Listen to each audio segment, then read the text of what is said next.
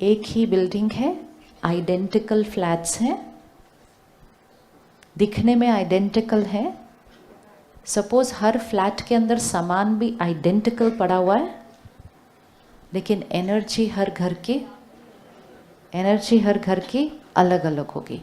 ये घर की एनर्जी को कौन बनाता है? सो घर की एनर्जी पिछले कुछ सालों से ये हुआ कि हम घरों को ज़्यादा कंफर्टेबल बनाने में इतना फोकस कर रहे थे कि हमने घर की एनर्जी पे ध्यान नहीं दिया है।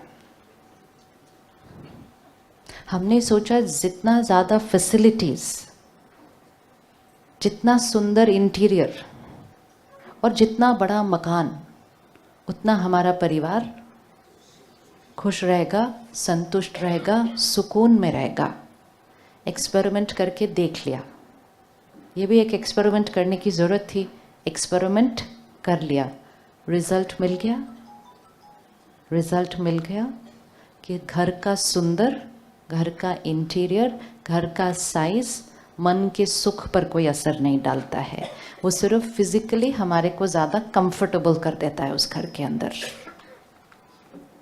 So now the need of the our is कि हमारे घर कंफर्टेबल तो बन गए, तो वन थिंग इज़ डन। अब हमें क्या करना है? घर की एनर्जी को बढ़ाना है। क्योंकि अगर नहीं ध्यान रखा तो डे बाय डे हमारी घर की एनर्जी क्या होती जा रही है? पता कैसे चलेगा कि हमारी घर की एनर्जी अप है या डाउन है? घर में रहने वालों की मनोस्थिति। अगर हमारे घर में रहने वालों के मन में थोड़ा भी चिंता है, डर है, लैक ऑफ कॉन्फिडेंस है, एंजाइटी है, तो हमारे घर की एनर्जी को बढ़ाने की ज़रूरत है। लोगों को सिर्फ बोल के चिंता मत करो, चिंता जाने वाली नहीं है। उनको भी कोई शौक नहीं है चिंता करने का, लेकिन वो कहते क्या करूँ, मेरा थिंकिंग तो स्टॉप होता ही नहीं है। So giving advice to people can not change them. 2 महीने बाद एग्जाम्स आएंगे, बच्चों को टेंशन होगी। पेरेंट बोलता है डोंट गेट टेंस्ड। ये डोंट गेट टेंस्ड बोलने से कुछ हो नहीं सकता। अगर हमें उनकी टेंशन ख़त्म करनी है, अगर हमें उनकी एंजाइटी ख़त्म करनी है, हमें घर की एक ऐसी एनर्जी बनानी है कि जो उस घर में एंटर होगा वो ऐसे हो जाएगा। मंदिर में जाते हैं, गुरुद्वारे में जाते हैं, आश्रम में जाते हैं, जाते ही क्या मिलता है? सुकून। दूर दूर दूर यात्रा करके जाते हैं, 1 मिनट उस मंदिर में बैठते हैं, सुकून। उस मंदिर की एनर्जी क्यों हाई है? वो मंदिर भी एक बिल्डिंग है। हमारे घर में भी तो मंदिर होता है, फिर हमें वहाँ जाने की क्या ज़रूरत है? क्योंकि उस जगह की एनर्जी हाई है। वो मंदिर की एनर्जी हाई क्यों है? What is so different over there? मंदिर की एनर्जी हाई क्यों है? या कोई भी प्लेस ऑफ वर्शिप की एनर्जी हाई क्यों होती है? गुड वाइब्रेशंस और पॉजिटिव वाइब्स और प्रेयर और हाई एनर्जी वर्ड्स। सारा दिन उच्चारण कौन से शब्दों का हो रहा है? एंड सेवा भाव। कोई भी ऐसे स्थान की जो एनर्जी हाई होती है वो इसलिए होती है क्योंकि वहाँ जो कार्य चल रहा है वो इस इंटेंशन से हो रहा है, ऐसे, है ना? अब वो सारी एनर्जी क्रिएट कौन कर रहा है वहाँ पे? वो एनर्जी वहाँ पे क्रिएट कर कौन रहा है? हम ही कर रहे हैं। Very good. तो ये भी नहीं है कि किसी और की ज़रूरत है हाई एनर्जी क्रिएट करने के लिए, तो वो तो काम इजी हो गया फिर कि वो हाई एनर्जी क्रिएट किसने की? हमने की। जब हम उस जगह पर वो हाई एनर्जी क्रिएट कर लेते हैं, जो भी नया आता है उसमें, उसको आते ही क्या मिल जाता है? कोई परेशान मन से आता है, मंदिर में आकर बैठता है, 2 मिनट के बाद कहता है चलो मुझे आंसर मिल गया, मुझे क्या करना है। कोई डर में आता है, थोड़ी देर बैठता है, कहता है now I am powerful, I will be able to do, जो करना है। तो उस मंदिर के, उस प्लेस के वाइब्रेशन ने क्या कर दिया? ज्ञान नहीं दिया, एडवाइस नहीं दी, शक्ति दी है, पावर दी है। और वो पावर उस व्यक्ति को क्या कर देती है? एनर्जाइज। क्रिएट हमने की, बेनिफिट भी हमको भी मिलेगा और जो आएगा उसको मिलेगा। Does this work? Does this work? Always works? Always works. If this works, अगर ये काम करता है तो इसका ऑपोजिट भी काम करता होगा। अगर ये काम करता है कि कोई ऐसे हो सकता है, तो ये भी हो सकता होगा कि कोई ऐसे हो सकता है। एनर्जी तो एनर्जी है ना, या तो ऐसे जा सकती है या ऐसे जा सकती है। सिर्फ ये है कि उसमें जब हम जाते हैं तो हमें एक अपने अंदर बहुत बड़ा शिफ्ट दिखाई देता है। हाँ, आई एम फीलिंग नाइस, तो हमें वो नोटिसेबल है। बाकी जगहों में क्योंकि हम रोज़ हैं तो हमने उस एनर्जी को लो एनर्जी नहीं बोला, हमने कहा तो नॉर्मल है, नॉर्मल है, नॉर्मल है। तो एक्चुअली हमें आदत पड़ चुकी है लो एनर्जी में रहने की। जैसे हमारी हवा अगर दूषित है शहर की, अब हम दिल्ली में रहते हैं, वहाँ हवा दूषित है, लेकिन हमें आदत ही पड़ गई है उसमें रहने की। जो दूसरे शहर से लैंड करते कहते ओहो I am coughing while landing on the airport, ऐसा अच्छा हमें तो पता ही नहीं चला क्योंकि हमें तो आदत पड़ गई है उसमें रहने की। लेकिन जस्ट बिकॉज हमें आदत पड़ गई है उसमें रहने की, डज नॉट मीन कि वो पोल्यूटेड हवा हम पर असर नहीं कर रही है। कर रही है, एवरी डे कर रही है, कर रही है। जो नया आएगा उसको दिखता है, जो रोज़ रह रहे हैं उसको तो कुछ पता नहीं चलता है। लेकिन उस हवा में भी कुछ लोग बीमार हो रहे हैं। सब नहीं बीमार हो रहे, कुछ लोग बीमार हो रहे हैं। हवा क्रिएट किसने की? वो पोल्यूटेड हवा क्रिएट किसने की? सब ने की। असर किस पर हो रहा है? सब पर हो रहा है। बीमार कितने हो रहे हैं? थोड़े से हो रहे हैं। सिंपल है, ये मॉडल सिंपल है। इसको आप अपने घर में फिट कर सकते हैं, इसको आप अपने शहर में फिट कर सकते हैं, इसको हम अपने देश में फिट कर सकते हैं, इसको हम पूरे प्लैनेट पे फिट कर सकते हैं। पोल्यूट किसने किया? पोल्यूट, इमोशनली पोल्यूट किसने किया? हमने किया। असर किस पर हो रहा है? असर किस पर हो रहा है? सब पर हो रहा है। बीमार कितने हो रहे हैं? थोड़े से हो रहे हैं। इमोशनल पोल्यूशन का असर हम सब पर हो रहा है। कैसे दिख रहा है? टेंशन हो रही है, चिंता हो रही है, फियर, ये सब डिस्टर्बेंसेस नॉर्मल हो गई, असर हो रहा है। बीमार कौन हो रहा है? बीमार कौन हो रहा है? असर सब पर हो रहा है, किया सबने, असर सब पे, बीमार कुछ लोग हो रहे हैं। बीमार कौन हो रहा है? बीमार कौन हो रहा है? असर सब पर हो रहा है, बीमार कौन हो रहा है?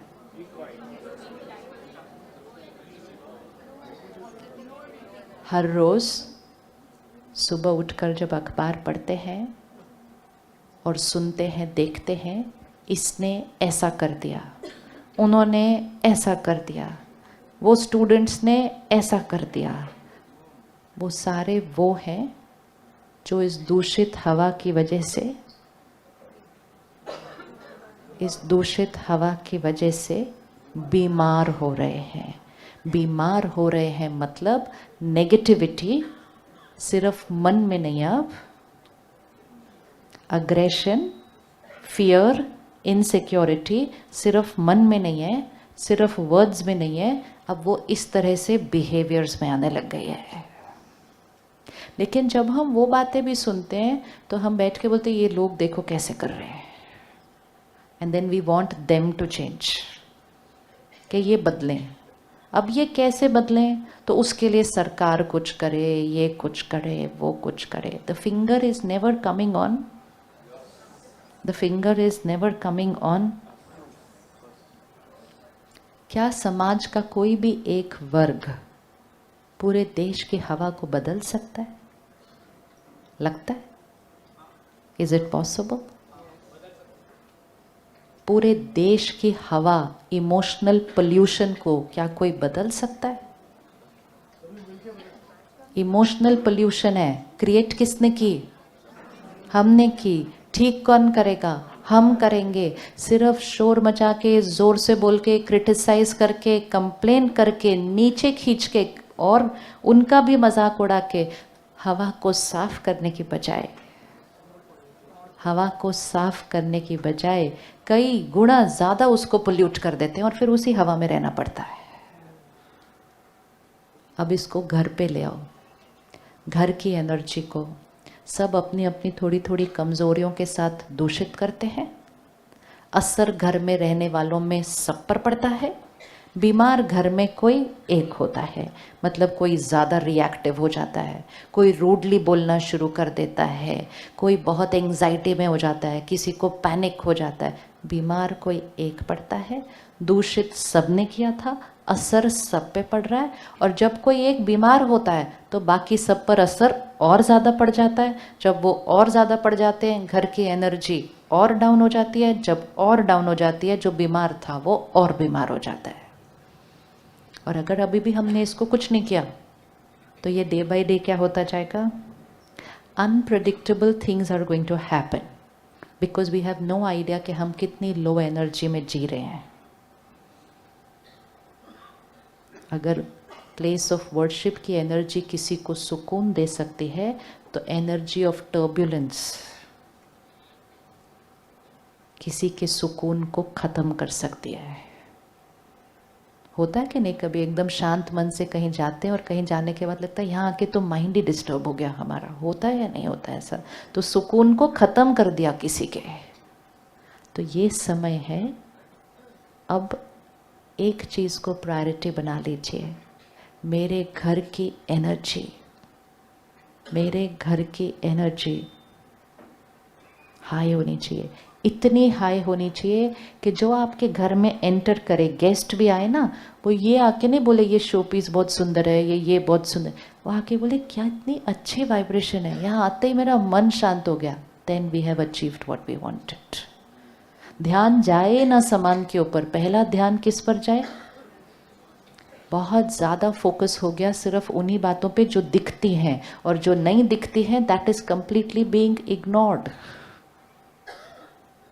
हमारा मन अगर खुश नहीं तो कंफर्टेबल घर में भी हम खुश नहीं।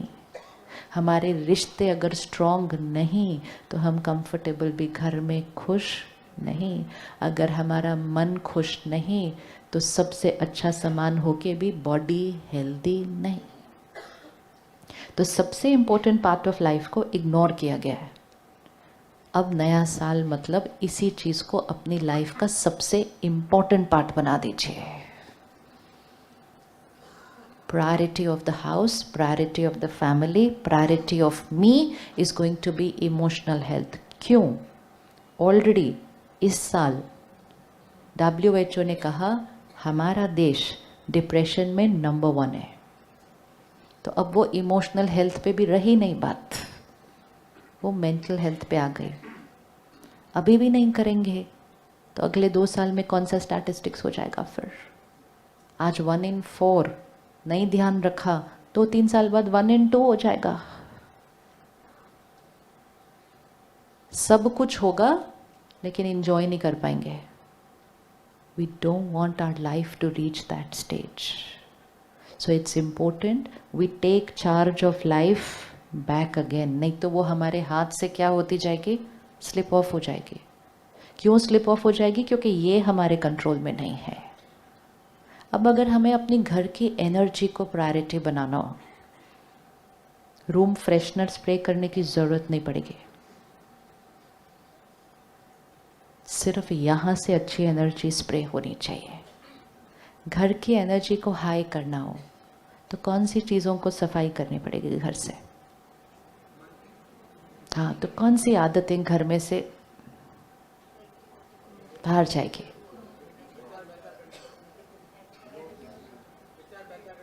Just think, we all know every answer. घर में से कौन सी वो पोल्यूशन वाली चीजें हैं जिनको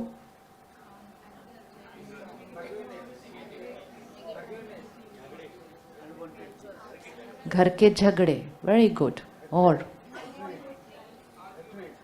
हेट्रेड, आर्ग्यूमेंट, लिखते जाना लिस्ट साथ साथ। घर के झगड़े, घर के आर्ग्यूमेंट। नेगेटिविटी भी बहुत जेनरिक वर्ड है। What negativity is there in the house? Very good.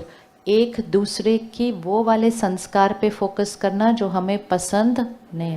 ये ऐसे हैं, ये ऐसे हैं, ये ऐसे हैं, ये क्यों ऐसा करते हैं, ये क्यों बार बार मेरे साथ ही ऐसा करते हैं। उनका संस्कार उतनी एनर्जी लो नहीं करता जितना हमारी सोच उनके संस्कार के बारे में एनर्जी को लो करती है। And how much we think and talk about other people, how much we think and talk about other people. फिर जब हमारे घर में कोई आता है, फिर उनके साथ भी हमारी कॉन्वर्सेशंस कैसी वाली हो गई है। एक दिन सिर्फ अगर आप 1 घंटा किसी के साथ बात करने बैठे हैं, सिर्फ उस 1 घंटे के बाद चेक करना कितना part of the conversation was here and कितना part of the conversation was here. वो आए, 1 घंटे के बाद वो चले गए, हमारा घर दूषित हो गया। फिर कोई आए, हम 1 घंटा बैठे, चाय पिए, बातें कहे, वो चले गए, हमारा घर दूषित हो गया। क्या ये पॉसिबल है कि हमारी कॉन्वर्सेशंस इधर हो? वैसे कौन सी बातें हमारी कॉन्वर्सेशंस को इधर लेकर आती? क्योंकि ये भी इम्पोर्टेंट है, नहीं तो पता ही नहीं चलेगा। वो नॉर्मल बहुत हुई है ना आजकल, इसीलिए कौन सी बातें हमारी कॉन्वर्सेशंस को नीचे लेकर आएंगे? गॉसिप। दुनिया ने कहा time pass gossip, time pass कर रहे थे। गॉसिप जितनी टॉक्सिक चीज शायद ही कोई और होगी। 2 लोग बैठ के तीसरे के कमजोर संस्कार को डिस्कस कर रहे हैं, और कोई नहीं तो किसी के भी बारे में डिस्कस करते हैं, जिसको नहीं जानते, जिसका कुछ नहीं पता, लेकिन कुछ पढ़ा सुबह आज सोशल मीडिया पर। पहले हमारी गॉसिप कितनी होती थी? इतने ही दायरे में होती थी सिर्फ, तो फिर भी हम ठीक ठाक थे। अभी जब से हर एक की जीवन सोशल मीडिया पे है, फिर हर एक को उसके ऊपर कमेंट करना अलाउड है, तो हमारा गॉसिप का जो लेवल है वो बहुत ज़्यादा multiply with everyone's talking about everybody and everything. धीरे धीरे वो भी एक एडिक्टिव बन जाती है कि I have to comment on everything that is happening. अब यही अगर कमेंट करना है तो अच्छा वाला कमेंट करके देश की एनर्जी को भी ऊपर ही उठा लें। कितनी सारी मैसेजेस जो सारा दिन ऊपर आ रहे हैं उसके, और जितने कमेंट्स उसके ऊपर हो रहे हैं, कहते नॉर्मल है ना, हो रहा है तो बात तो करनी पड़ेगी उसके बारे में। बात करिए उसके बारे में, लेकिन बात की एनर्जी कैसी होनी चाहिए? क्या ये हो सकता है कि हम हमारे घर में गॉसिप को बैन कर दें? और प्योर एनर्जी क्रिएट करना मुश्किल है। जो डिफ़िकल्ट चीज़ें हैं वो तो हम बहुत सालों से करते आए हैं, अब तो इजी चीज़ें करने का काम आ गया है। बहुत मुश्किल चीज़ें हमने की। 3 लोग बैठे, एक उठा, 2 ने उसके बारे में बात की, फिर वो उठा, बाकी 2 बैठे, फिर उसके बारे में बात की, फिर इसके बारे में बात की। This is all difficult work which we have been doing, a lot of difficult work. ऐसी बातें जो हमारी एनर्जी को नीचे खींचती है, हमारी ऑरा को डिप्लीट करती है। फिर हम किसी और के पास जाते हैं ऑरा हीलिंग करने के लिए, ऑरा क्लेंजिंग करने के लिए, पास्ट लाइफ की भी रिग्रेशन के लिए चले जाते हैं।